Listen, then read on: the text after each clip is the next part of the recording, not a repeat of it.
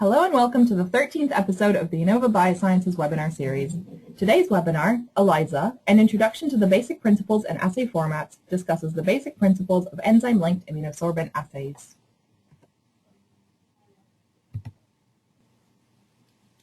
Today's webinar will discuss the following points. We'll have an introduction to ELISA. We'll discuss the different assay types. We will have some assay development tips, data analysis tips, and troubleshooting tips. We'll compare indirect and direct antibody detection methods. We'll talk about using lightning link for primary antibody labeling, and we'll have a discussion about Immuno-PCR.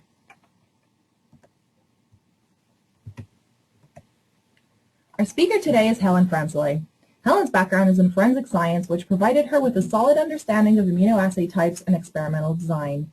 Helen is our international distributor manager as well as sales executive and regularly provides technical support for customers.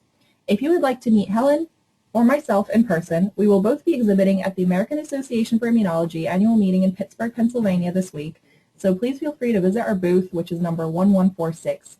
We would be happy to discuss this webinar or any of our technologies further.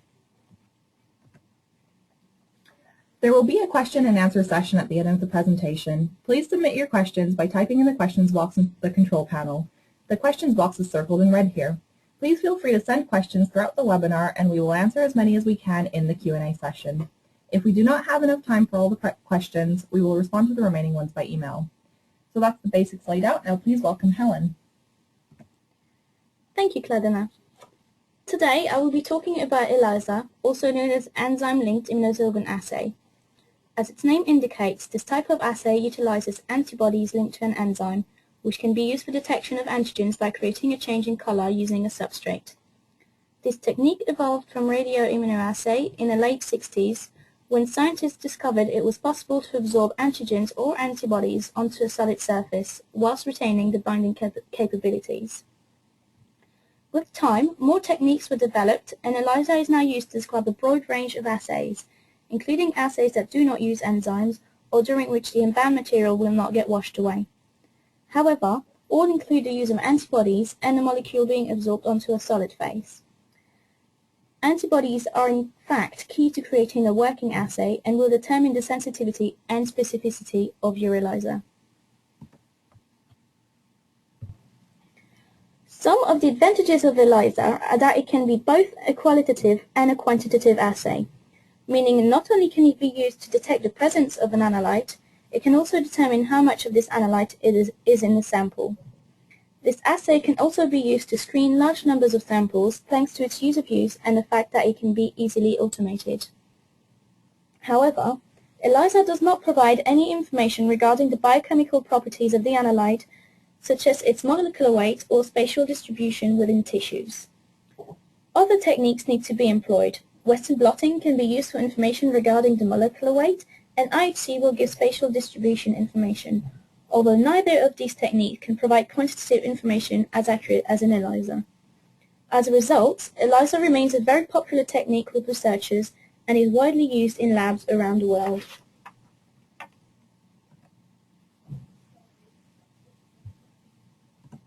A standard ELISA can be performed as shown in this basic protocol. The solid phase is coated with either an antibody or antigen. Coating is generally carried out in an alkaline buffer such as a carbonate solution. Any remaining sites are then blocked by addition of a blocking agent such as BSA.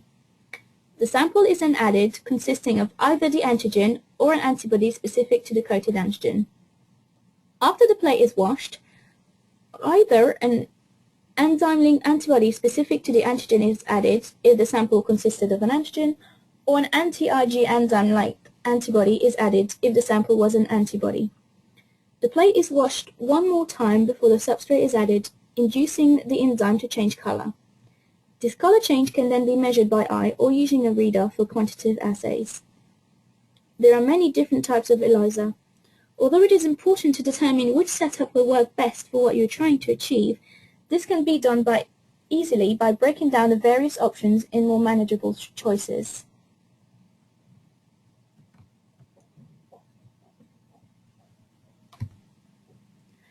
To start with, the first thing you will need to decide will be whether you would like to perform a direct assay or a capture assay.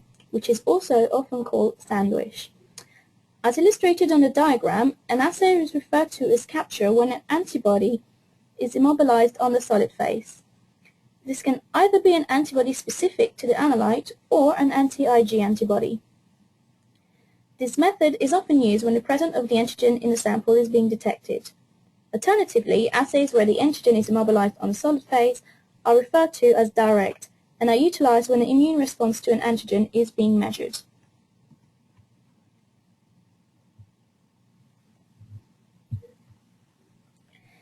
As mentioned previously, the antibodies selected for use in the ELISA will be key to creating a robust assay.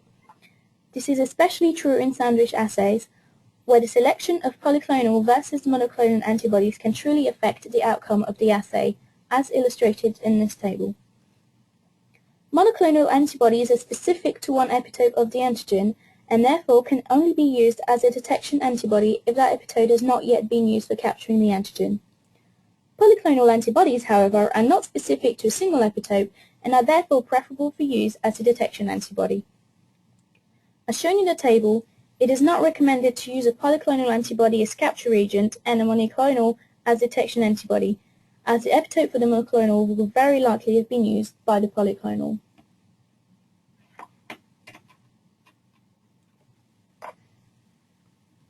You will also need to decide whether you will use direct or indirect detection. For the latter, secondary antibodies or a certavidin biotin complex can be used, increasing the number of steps required to perform their assay. Direct detection, however, does not require a secondary antibody, as a detection antibody is labeled with the enzyme, thus reducing the number of steps in the assay. The use of secondary antibodies for detection is often believed to increase the sensitivity of an assay. However, this is not true of all cases. This method works well if the capture and detection antibodies are from different species. However, antibodies are not always available in the species that you require. Cross-species reactivity can also be an issue, for example, with species close to each other such as mouse and rat. This can sometimes lead to the secondary antibody binding to the capture antibody, as well as the detection antibody. Additional wash steps may also lead to low affinity antibodies falling off, therefore inhibiting the application created by the use of secondaries. Directly labeled detection antibodies prevent any of these issues arising, although finding commercially available conjugates can be difficult. As a result, a scientist might need to create their own conjugates. All of the assay formats mentioned can be adapted to either a competitive or non-competitive assay type. A competitive assay refers to an assay that contains a known amount of reference analyte.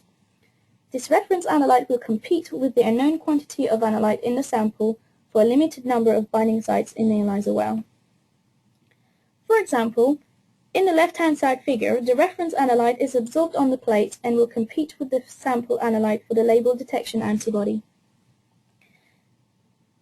This is in a direct assay format.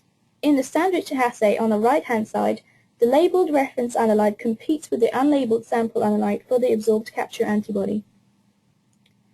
As a result, a low signal will actually be representative of a high concentration of analyte in the sample, as shown with the quantitation graph. The key to developing such competitive assay is to remember that there might be a very low level of analyte present in your sample. Therefore, if you wish to be able to detect a change in activity, you will need to ensure that the amount of antibody present is not saturating, but instead slightly less than the number of reference analyte present in the sample. It is important to note that a competitive assay will not be as sensitive or provide as accurate a quantitation as a non-competitive assay. Competitive assays are most commonly used when the antigen is a very small molecule, making development of a sandwich assay more difficult.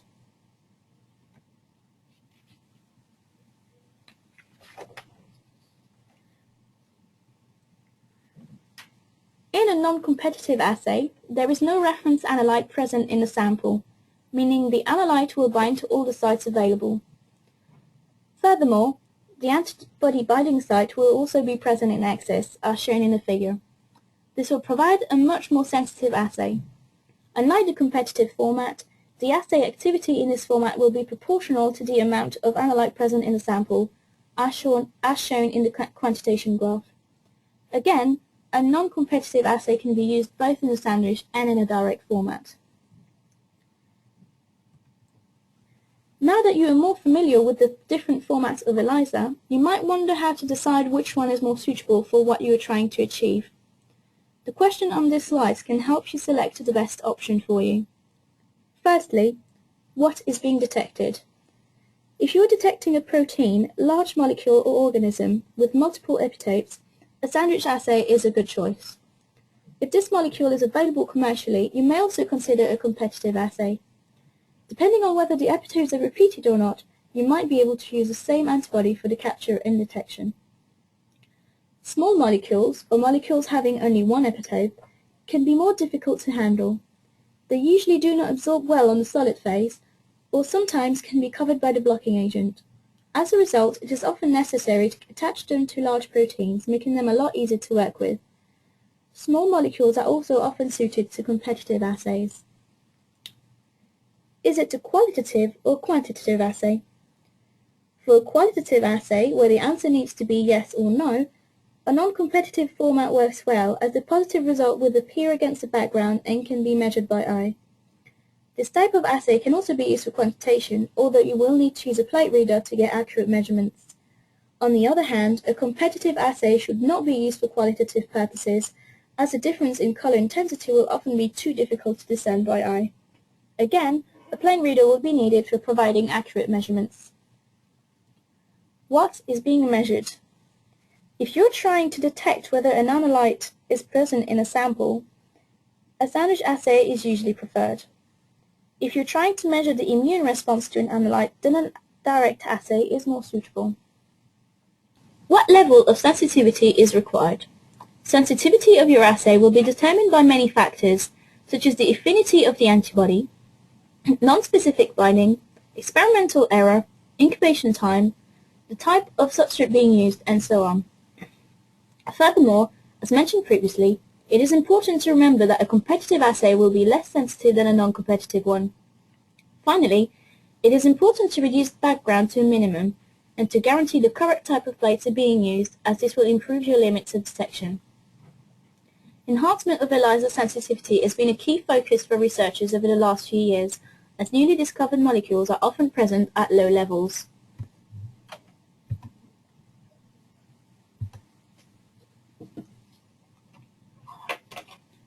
On this slide, I wanted to mention a few tips that did not get to be included before. Controls are required, as for all other assays. You will need both a positive and negative control. During development, negative controls should include omission of each layer to identify any potential sources of cross-reactivity. A standard curve is required for quantitative assays, for which you will need to determine a suitable dilution range during development. You must use replicates to generate robust data points. Triplicates are preferred to duplicates. Assay range must be established. This corresponds to the concentration range within which the standard curve provides linear data, as this will facilitate quantitation. Determine your limits of detection, which is the lowest concentration of analyte that can be distinguished from a blank at a 99% confidence level.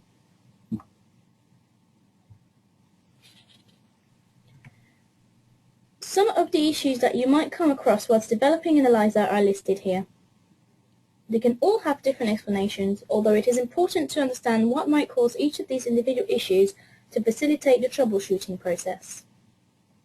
High background can be caused by insufficient washing or blocking, a contaminated buffer, longer than necessary incubation, contaminants in the sample, or a high concentration of the enzyme conjugates. All of these possibilities will have to be eliminated one at a time.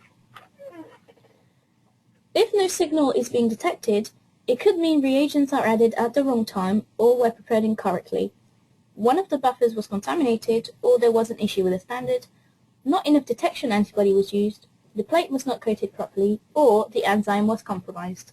Too much signal can indicate insufficient washing, contamination of the buffer or other components, excess use of the conjugate, or a fresh substrate might be needed. A poor standard curve can be a sign that the assay was not developed properly, in which case it will need to be optimized before creating a new curve. It can also be caused by incorrect calculations, so make sure to double check your math before starting from scratch. Poor replicates can be caused by insufficient washing or buffer contamination, as well as issues with a plate or plate sealer. It is important to use adequate materials and to use new equipment with each run if and when applicable. You also need to be aware that the most common cause of poor replicates is poor pipetting technique. Poor reproducibility is often a result of insufficient washing, as well as variation in the protocols or even in the incubation temperature. Finally, an edge effect, which happens when results differ at the side of the plate, can be caused by an uneven temperature across the plate.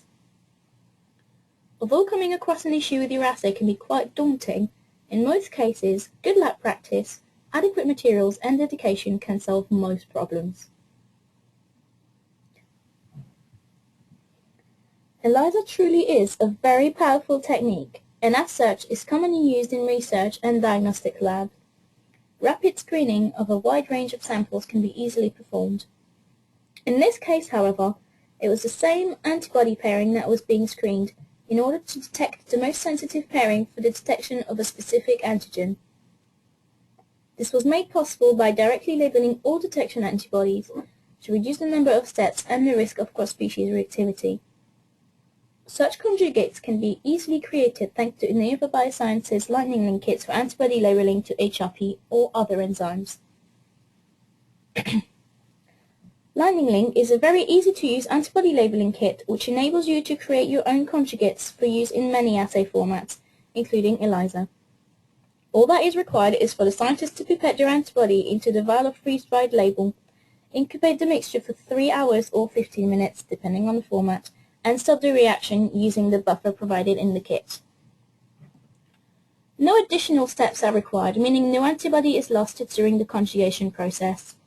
As little as 10 micrograms can be labeled, an ideal size for performing initial screening.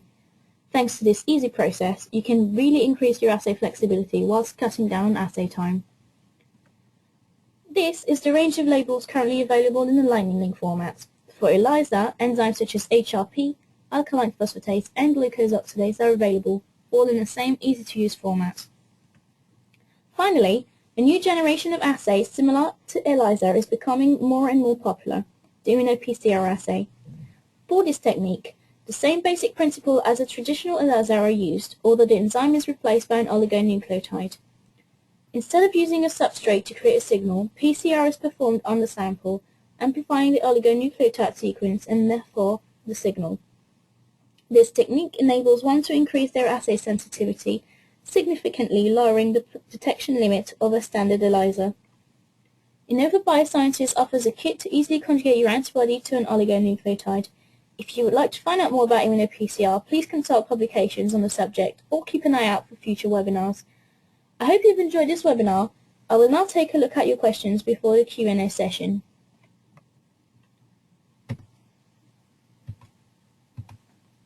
Okay, well, thank you very much, Helen, and thank you to everyone who submitted questions during the presentation. So Helen, like she said, she'll now take a look at your questions, and then she'll answer as many as possible in the time allocated, and any remaining questions will be answered by email as soon as possible. So I just wanted to remind you to please bear in mind that this webinar is recorded, so we will upload it to our YouTube channel in the next few days so that you can always come back to it. And you can find our channel at youtube.com/Innova Biosciences. And also please keep an eye out on our social media channels where we will soon be advertising our upcoming webinars. Also, if you would like to receive a PDF copy of the presentation or a link to the video recording of the webinar, please contact me. You can find my contact details on any of the webinar emails that you've received. And also a quick reminder that if you are going to the American Association for Immunology annual meeting this week in Pittsburgh, then please do stop by our booth number 1146. Great, so thank you. Let's move on to our first question now. So let's see, the first question that has come in is, do you have any information regarding what dilution range I should use for my samples? Okay. I'm afraid that there isn't one general answer to this question. Realistically, you would need individual optimization for your sample type and your assay. If you know what concentration range you can expect in the samples, then you can always dilute the most concentrated samples to make sure that the result falls within the middle range. That's the linear part of the standard curve. If you do not know the concentration, then I would suggest you optimize your dilution range by preparing several different dilutions. For example, 1 in 2, 1 in 10, 1 in 100, and that will help you determine a dilution range for your sample. Okay, thanks, Helen. So let's see. Our next question is, how do you determine which plate type is best for your assay? Okay. So unfortunately, I can't recommend a specific plate brand. However, one basic aspect to consider is the color of the plate, which will be best suited to your assay. This depends mostly on the signal being detected. So if you have a colorimetric assay, usually we would use clear polystyrene flat bottom plates. Black or opaque white plates can be used for fluorescent and chemiluminescent signals. I'd also recommend that you inspect your plate before using them to check for any imperfection, as small scratches or any other details can cause errors when acquiring the data from the assay. Also, remember to pay attention to the protein binding capacity of the plate that you decide to use. The minimum protein binding capacity you need will depend really on your experimental design and the antibody or antigen that you use. It's also important that the coefficient of variation value of the protein binding is low. Ideally, I think you'd need less than 5% to ensure minimal deviations in assays between the wells and the plates.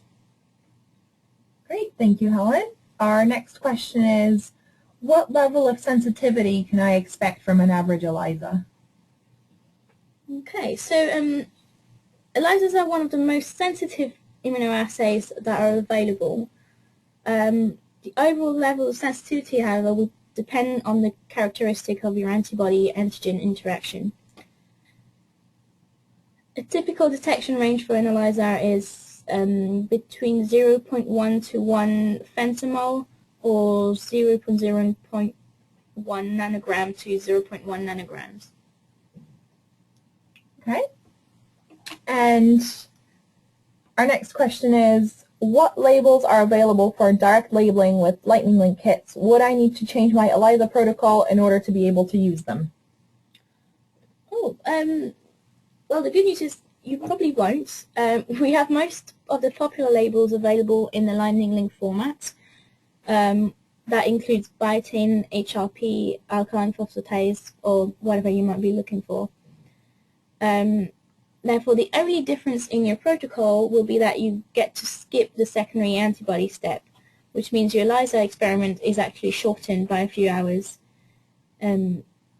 Additional Lightning Link kits are compatible with most antibodies or proteins, so they give you a great assay flexibility. Great. And our next question is, I would like to find out more about Immuno-PCR. Do you have any further materials available?